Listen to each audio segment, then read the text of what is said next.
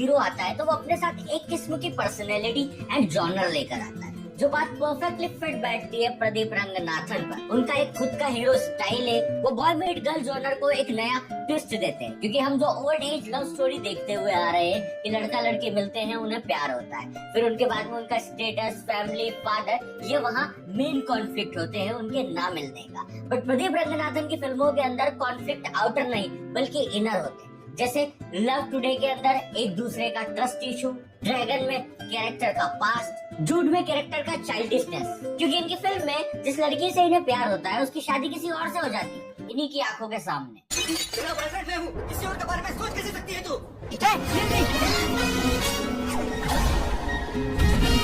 अरे वो तो मेरी बीवी है। नहीं हो सकता, वो मेरी गर्लफ्रेंड है। Pradeep Ranganathan is an Indian actor, film director, playback singer, screenwriter, and also lyricist and dialogue writer who works in Tamil cinema. But आज से 6 साल पहले कोई नहीं जानता था प्रदीप को। ये बंदा YouTube के लिए शॉर्ट फिल्म बनाया करता था, just like you and me.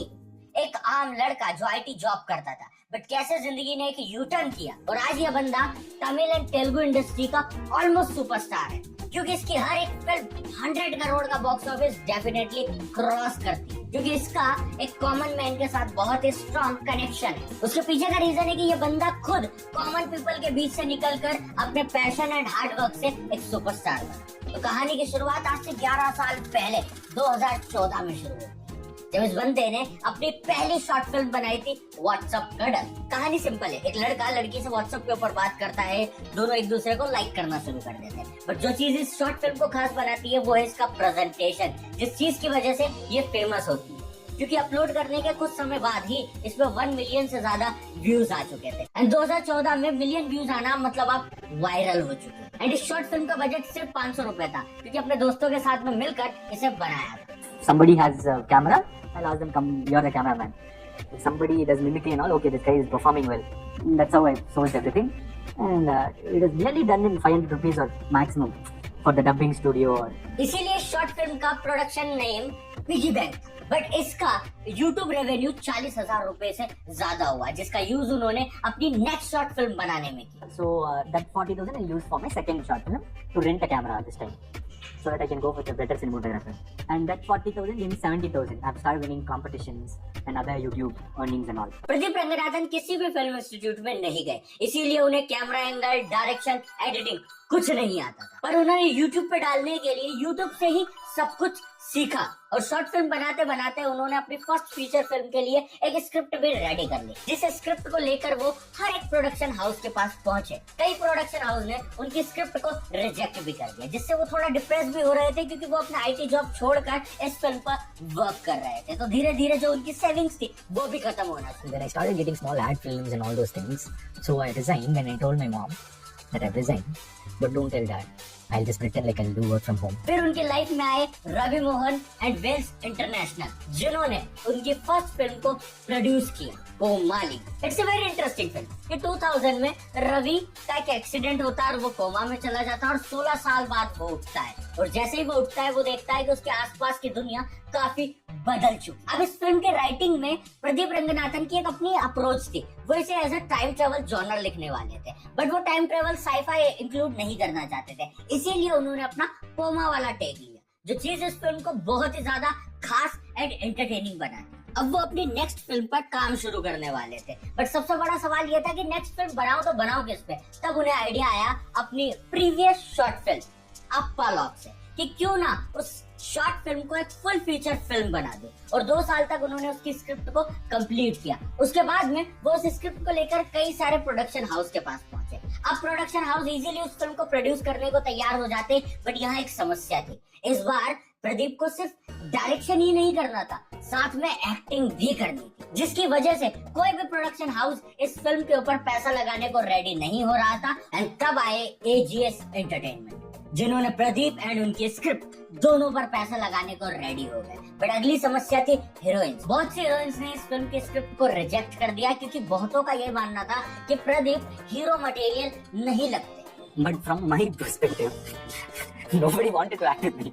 So I don't know, I'll not feel sometimes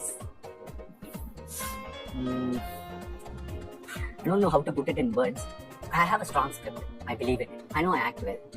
Maybe if not today, another day. It's their own decision now. I'm just trying my best to mount a project. With all due respect to the heroines, they wanted to work with a bigger hero, which is really acceptable. Sure. Yeah. That's that of is course that is understandable. business. Yes. But जब उन्होंने love today का first look poster release किया तो काफी सारा criticism उन्हें public की तरफ से सुनने को मिला. When I released the first look poster, I got bashed. Like, why do you act? You're not looking like a hero or according to the beauty standards of the society. They have some beauty standards. But एक दिन एक function में प्रदीप ने एक speech दी जो काफी ज्यादा viral हुई क्योंकि वहाँ पे उन्होंने वो बात कही जो हर यूथ के साथ कहीं ना कहीं रेजोनेट करती. I told them it is only the first step that is difficult here. The rest steps are a bit easier in life. For everything, anything in your life. If you want to become a filmmaker, the first film is very difficult. The next film, it is also difficult, but you get used to it actually. So first step is always difficult. Just come forward. Don't lose hope. Come out of it.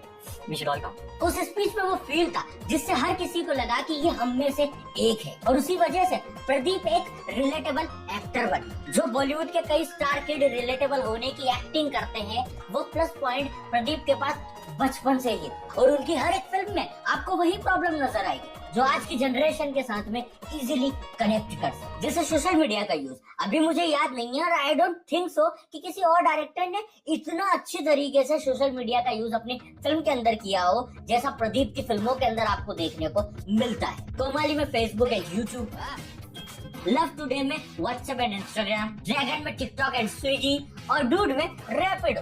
हर एक चीज प्रदीप के character के साथ में perfectly blend हो रही है जिसकी वजह से वो यूथ में काफी ज्यादा पॉपुलर बन गए और उनकी सक्सेस का सबसे बड़ा यूएसपी यही है. अब लव टुडे अगर आपने हिंदी में नहीं देखी है तो उसके पीछे के रीजन है ये दोनों. इस फिल्म को बॉलीवुड में रीमेक किया गया था जिसे प्रदीप ने प्रोड्यूस भी किया था बट ये फिल्म बॉक्स ऑफिस पर बूम कर गई क्योंकि फिल्म ना एक मैजिक की तरह होती है और जरूरी नहीं है कि वो मैजिक आप दोबारा स्क्रीन पर सेम वे में क्रिएट कर सको. जो मैजिक प्रदीप ने लव टुडे में क्रिएट किया था उसके पीछे का बहुत से रीजन है जिसमें से एक आता है फ्रेश टैलेंट. प्रदीप ने इस फिल्म के अंदर बहुत से लोगों को चांस दिया था जैसे सबसे पहले डीओपी जिन्होंने इससे पहले कोई भी बड़ी फिल्म या बड़ा प्रोजेक्ट नहीं किया था. वो सिर्फ शॉर्ट फिल्म बनाया करते थे. उन्हें डीओपी बनाया लव टुडे. साथ ही साथ इस फिल्म के art department, actor and assistant director हर कोई फ्रेश था, हर कोई नया था जो इससे पहले इतनी बड़ी फिल्म के ऊपर काम नहीं करा. उन्हें प्रदीप ने चांस दिया क्योंकि प्रदीप का मानना था कि मुझे अगर चांस मिला है तो मैं चाहूंगा आपको भी चांस मिले. इसीलिए उन्होंने कोमाली के रिलीज के बाद में सोशल मीडिया पर एक पोस्ट डाला और कहा कि मुझे एडी की जरूरत है, आप मुझे ईमेल करो. और 3000 ईमेल उनके पास में कोमाली के बाद में आए एंड उसमें से उन्होंने शॉर्टलिस्ट किया. उसके बाद में लव टुडे के रिलीज होने के बाद में अगेन उन्होंने एक पोस्ट डाली. उस टाइम पे उनके पास में 37,000 ईमेल्स आए थे, उसमें से एक मैं भी था. And as a AD select करने के पीछे एक बहुत ही स्ट्रिक्ट इंस्ट्रक्शन था कि no recommendation. I was working in IT, and each Saturday, Sunday, I'll prepare a resume with all CDs of my short films, and I'll go to 3 offices or 4 offices in each day to join as an AD. So I'll just be standing outside the gate of them when they get out of their home. I'll try to meet them and I'll give. And in that 1 or 2 times I would have got a call. And after 2-3 weeks, they'll say, there is another person from this TV channel, they have recommended him. So I don't think so we can place you here. Don't mistake us. So I didn't get an opportunity at all to join as an AD to anyone. पर उसके बाद में उनके दोस्त अश्वंत मरिमुथु ने उन्हें अपनी dragon film के अंदर लीड लिया. वो भी तमिल डायरेक्टर है और वो प्रदीप के कॉलेज सीनियर थे. कई साल पहले कॉलेज का ब्रोशर वीडियो शूट करने के लिए वो प्रदीप के कॉलेज आए थे और तब प्रदीप ने वहाँ उन्हें असिस्ट किया था जिसके लिए उन्हें 500 रुपए भी मिले थे और वहीं से उनके बीच में एक दोस्ती. एंड ये एग्जैक्टली वही फिल्म थी जो प्रदीप के फैन बेस को परफेक्टली फिट हो. इसीलिए इस फिल्म का 150 करोड़ का बॉक्स ऑफिस कलेक्शन. एंड इस फिल्म ने प्रूव किया कि अब आप प्रदीप रंगनाथन को इग्नोर नहीं कर सकते क्योंकि वो अपने आप को 2 बार एज अ डायरेक्टर एंड 2 बार एज एन एक्टर वो प्रूव कर चुके. थर्ड फिल्म डूड, जिसमें एक न्यू डायरेक्टर थे जिन्होंने इससे पहले कोई बड़ी फिल्म नहीं बनाई थी. वो भी शॉर्ट फिल्म से ही उठकर आए थे, कीर्ति स्वरन, जो प्रदीप को लेना चाहते थे क्योंकि उन्हें लगता था कि प्रदीप इस रोल में परफेक्टली फिट बैठ रहे हैं.